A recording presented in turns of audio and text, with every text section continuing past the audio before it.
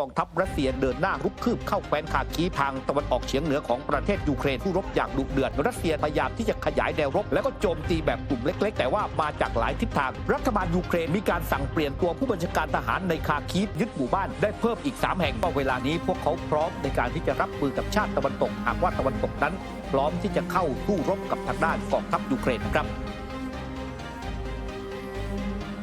แต่ว่าตอนนี้นะครับไปเรื่องราวข่าวสารต่างประเทศกันก่อนคุณผู้ชมครับมีการรายงานข่าวนะครับว่ากรณีที่กองทัพรัสเซียนั้นเดินหน้ารุกคืบเข้าแคว้นคาคีฟทางตะวันออกเฉียงเหนือของประเทศยูเครนนะครับมีการสู้รบอย่างดุเดือดมาตั้งแต่เมื่อวันศุกร์ที่10พฤษภาคม2567ที่ผ่านมานั้นคุณผู้ชมครับล่าสุดมีการรายงานข่าวครับว่าตอนนี้ฝั่งของกองทัพรัสเซียนั้นอยู่ชานเมืองวอบชานนะครับห่างจากชายแดนรัสเซีย5 กิโลเมตรทางด้านโอเลซิเนบูฮอฟผู้ว่าการแคว้นคาคีฟบอกกับผู้สื่อข่าวนะครับว่ารัสเซียนั้นพยายามที่จะขยายแนวรบแล้วก็โจมตีแบบกลุ่มเล็กๆแต่ว่ามาจากหลายทิศทางทหารยูเครนนั้นก็พยายามที่จะต่อต้านกันนะครับในขณะที่กองทัพยูเครนนั้นมีการออกแถลงการนะครับว่ารัสเซียเองก็ตรึงกำลังทหาร5 กองพันในการรุกรบครั้งนี้และยอมรับว่ากองทัพของรัสเซียนั้นประสบความสำเร็จในเมืองวอบชานนะครับนอกจากนั้นมีการรายงานข่าวว่ารัฐบาลยูเครนมีการสั่งเปลี่ยนตัวผู้บัญชาการทหารในคาคีฟโดยไม่ได้ให้เหตุผลโดยตั้งนายพลที่เคยนำปฏิบัติการยึดฝั่งขวาของแม่น้ำดานิโปรในแคว้นเคอร์ซอนคืนจากรัสเซียในปี 2565 ขึ้นมาเป็นผู้บัญชาการรบแทนในเย็นวันที่ 13 พฤษภาคมครับก็คือเย็นวันนี้กองทัพยูเครนแจ้งว่ารัสเซียเองนั้นก็มีการสูญเสียทหารกว่า100 นายพร้อมระบุว่ากองทัพยูเครนนั้นประสบความสำเร็จในการต้านทานศัตรูในขณะที่กลุ่มวิเคราะห์สงครามในยูเครนใกล้ชิดกับกองทัพนั้นระบุว่ารัสเซียยึดหมู่บ้านได้เพิ่มอีก3 แห่งและกำลังขยับเข้าใกล้เมืองลิปซี่เมืองเล็กๆที่อยู่ใกล้เมืองคาคีฟมากกว่าเมืองวอบชานซึ่งอยู่ห่างจากคาคีฟไปประมาณ74 กิโลเมตรอย่างไรก็ตามถึงขณะนี้รัสเซียยังไม่สามารถที่จะรุกคืบครั้งใหญ่ได้ซึ่งตอนนี้ค่อยเป็นค่อยไปนะครับในการที่จะเข้าสู่เมืองคาคีฟซึ่งก็บอกว่าตั้งแต่วันศุกร์ที่ผ่านมานั้นรัสเซียก็ทยอยยึดหมู่บ้านต่างๆได้อย่างต่อเนื่องในขณะที่บล็อกเกอร์แนวทหารชื่อดังของรัสเซียอย่างรีมาเองนั้นครับก็บอกว่าตอนนี้ยังไม่พบการทะลวงแนวป้องกันของยูเครนได้แบบขนาดใหญ่ส่วนยูริบูซูตอฟนะครับนักข่าวยูเครนที่รายงานจากแนวหน้าก็บอกว่ารัสเซียนั้นชะลอการรุกลงมาเพราะว่ามีการสูญเสียทหารผู้เชี่ยวชาญทางทหารส่วนใหญ่ก็เห็นคล้ายกันว่าจำนวนทหารรัสเซียที่ส่งมาแนวรบในแคว้นคาคีฟยังไม่มากพอที่จะยึดเมืองคาคีฟได้แต่ว่ายูเครนเองนั้นครับเมื่อถูกโจมตีอย่างหนักหน่วงก็จะต้องดึงกำลังพลจากแนวรบอื่นเข้ามาสู่ภูมิภาคนี้แน่นอนว่ากองทัพรัสเซียนั้นก็อาจจะตีโต้ในพื้นที่อื่นๆอย่างเช่นชาซิฟยาเมืองยุทธศาสตร์ทางตะวันออกเพราะจะทำให้รัสเซียนั้นสามารถไล่ตีเมืองอื่นๆได้เพิ่มเติมอีกด้วยครับแต่ตอนนี้นะคะที่มีการรายงานจากกองทัพรัสเซียซึ่งเปิดเผยว่ากองทัพรัสเซียนั้นสามารถเข้าสู่เมืองวอบชาวบริเวณชายแดนทางตะวันออกเฉียงเหนือของยูเครนได้แล้วนะคะซึ่งเป็นการเปิดฉากหลังจากที่ไปโจมตีที่คาคีฟถ้าเกิดพูดถึงเมืองวอบชาวต้องบอกว่าตั้งอยู่ห่างจากเมืองคาคีฟนะต้องบอกว่าสิ่งที่เกิดขึ้นก่อนหน้านี้ถูกทิ้งระเบิดโจมตีอย่างหนักในช่วง 2-3 วันที่ผ่านมาชาวบ้านอพยพออกจากเมืองไปแล้วเกือบ 6,000 คนแล้วก็ตอนนี้เหลือเพียงแค่ 200-300 คนเท่านั้นที่อยู่ในเมืองนะคะขณะที่ผู้ว่าการแคว้นคาคีฟโอเลซิเนบูฮอฟบอกว่าตอนนี้รัสเซียกำลังพยายามขยายพื้นที่แนวหน้าให้กว้างขึ้นด้วยการส่งกองกำลังขนาดเล็กไปโจมตีพื้นที่ใหม่ๆและก็กองทัพของยูเครนเองกำลังต้านทานการโจมตีของรัสเซียแต่ว่า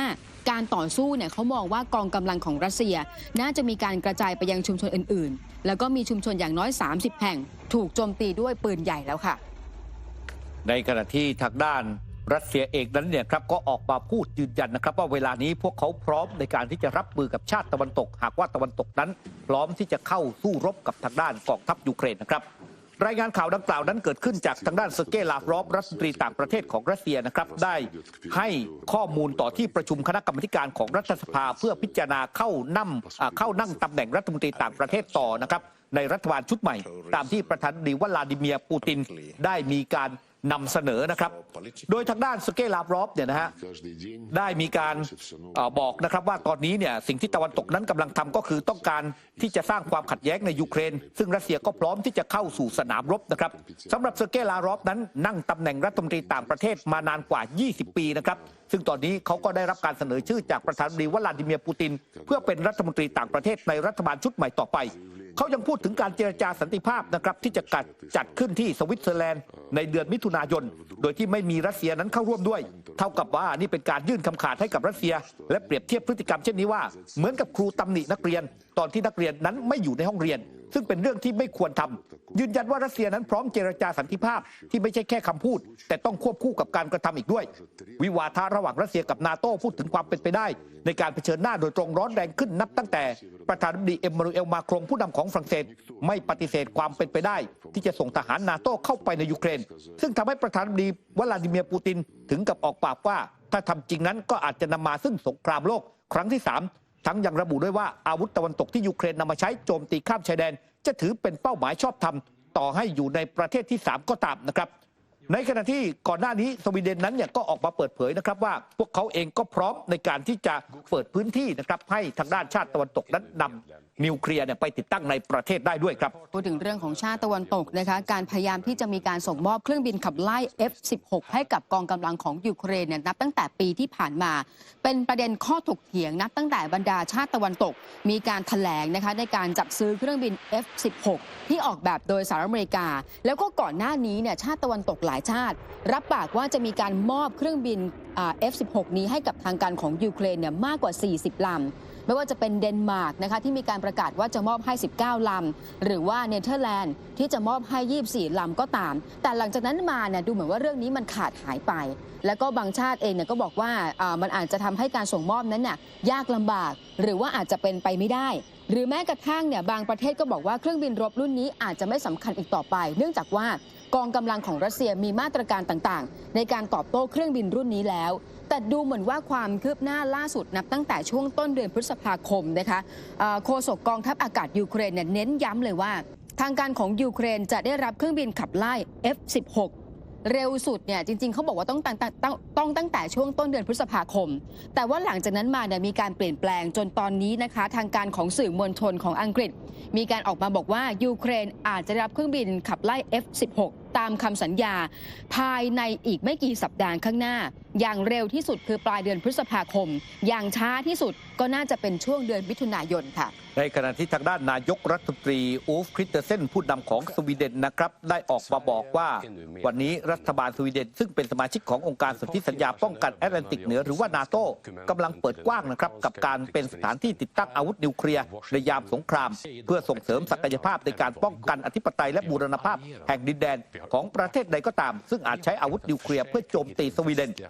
การให้ความเห็นดังกล่าวของทางด้านคริสเตเซนนั้นเนี่ยเกิดขึ้นก่อนสภานิติบัญญัติแห่งชาติสวีเดนมีกำหนดอภิปรายและลงมติเพื่อให้สัตยาบันต่อข้อตกลงความร่วมมือด้านกลาโหมในเดือนมิถุนายนนี้หลังการลงนามร่วมกันเมื่อเดือนธันวาคมปีที่ผ่านมาซึ่งจะเป็นการอนุญาตให้ทหารสหรัฐเนี่ยเข้ามาประจำการในสวีเดนแล้วก็เก็บรักษาอุปกรณ์ทางทหารบางส่วนไว้ในสวีเดนอีกด้วย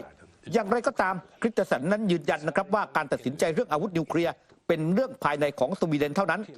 ขึ้นอยู่กับสวีเดนไม่เกี่ยวกับสหรัฐอเมริกาและหวังเป็นอย่างยิ่งว่าสถานการณ์จะไม่รุนแรงถึงขั้นที่สวีเดนนั้นต้องตัดสินใจในเรื่องนี้ทางด้านประธานาธิบดีอันเชดูดาผู้นำของโปแลนด์นั้นก็เคยกล่าวในเรื่องนี้นะครับเมื่อเดือนเมษายนที่ผ่านมาแสดงความพร้อมที่จะตั้งอาวุธนิวเคลียร์ตามกรอบข้อตกลงแบ่งปันเพื่อสนับสนุนความแข็งแกร่งให้กับแนวรบตะวันออกของนาโต้ซึ่งก็เรียกเสียงวิจารณ์อย่างหนักจากรัสเซียเช่นเดียวกันครับนอกจากนี้นะคะมีการรายงานนะคะจากทางด้านของผู้ช่วยรัฐมนตรีต่างประเทศของอังกฤษอย่างเดวิดลอตลี่เนี่ยบอกว่าตอนนี้รัสเซียได้มีการส่งเรือสำรวจบุกขั้วโลกใต้แล้วปรากฏว่าไปค้นพบแหล่งทรัพยากรธรรมชาติเรียกว่าอยู่ในพื้นที่นะคะดินแดนอาณานิคมอังกฤษบนทวีปแอตแลนติกาปรากฏว่าหลายคนเกิดความกังวลใจนะเนื่องจากว่าการค้นพบครั้งนี้มันเท่ากับว่า10เท่าของการผลิตน้ำมันจากทะเลเหนือตลอดครึ่งหลังศตวรรษที่ผ่านมาและทางการของอังกฤษเองก็มีความกังวลใจว่าการสำรวจในครั้งนี้จะเป็นการสำรวจในเรื่องของการค้นหาน้ำมันหรือว่าก๊าซธรรมชาติหรือว่าเป็นจุดประสงค์ทางวิทยาศาสตร์กันแน่ผู้ช่วยรัฐมนตรีต่างประเทศของอังกฤษนะคะมีการแถลงต่อสภาบอกว่าเขาเชื่อว่ารัสเซียนั้นกำลังทำการสำรวจทางวิทยาศาสตร์ในพื้นที่แล้วก็ยืนยันด้วยว่ารัสเซียเคยมีการประกาศแล้วเรื่องของภาระผูกพันของตัวเองต่อสนธิสัญญาแอนตาร์กติกาเมื่อปี 1959 ในการปกป้องผลประโยชน์ต่างๆแล้วก็การขุดสำรวจทรัพยากรธรรมชาติซึ่งอยู่ในดินแดนของอังกฤษนั้นต้องอยู่ในการดูแลของกระทรวงต่างประเทศของอังกฤษแต่ว่าคาร์ลดอชค่ะผู้เชี่ยวชาญทวีปแอนตาร์กติกาประจำวิทยาลัยฮอลโลเวย์มีการแสดงความคิดเห็น และเขาก็มองว่าจริงๆแล้วความเคลื่อนไหวของทางการรัสเซียเนี่ยน่าจะเป็นการค้นหาน้ำมันหรือว่าก๊าซธรรมชาติมากกว่า ที่จะเป็นการสำรวจเพื่อจุดประสงค์ทางวิทยาศาสตร์ฉะนั้นสิ่งสำคัญคือหลายคนกังวลใจเพราะว่าถ้าเกิดแบบนี้เนี่ยเท่ากับว่าทางการของรัสเซียนั้นกำลังหาพื้นที่ในการขุดเจาะค้นหาทรัพยากรธรรมชาติในอนาคตที่จะเกิดขึ้นด้วยค่ะมาร่วมสนับสนุนท็อปนิวส์นำเสนอความจริงได้แล้ววันนี้เพียงกดปุ่ม Super Thanks แล้วเลือกจำนวนเงินตามที่ต้องการได้เลยครับขอบคุณครับ